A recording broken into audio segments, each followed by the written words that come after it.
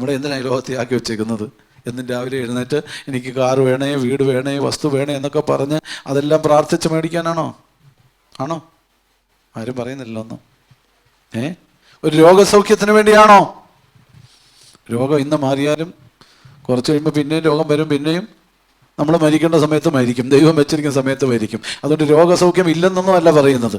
ദൈവം രോഗസൗഖ്യം തരും, വിടുതൽ തരും. പക്ഷേ അതിലല്ല നാം ആശ്രയിക്കേണ്ടത്. ദാവീദിന്റെ ഭരണത്തിലൂടെ നാട്ടിൽ സമാധാനം കൈവന്നു.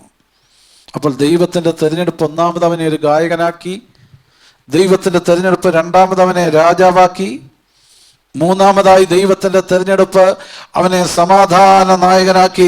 മാത്രമല്ല അനേകം ജനങ്ങളെ ദൈവത്തിങ്കലേക്ക് കൊണ്ടുവന്നു. എന്നെയും നിങ്ങളെയും ദൈവം തിരഞ്ഞെടുത്തെങ്കിൽ നാം ദൈവത്തെ അറിയുക മാത്രമല്ല, നമ്മിലൂടെ മറ്റുള്ളവർ ദൈവത്തിങ്കിലേക്ക് വരുവാനും ഇടയാകണം.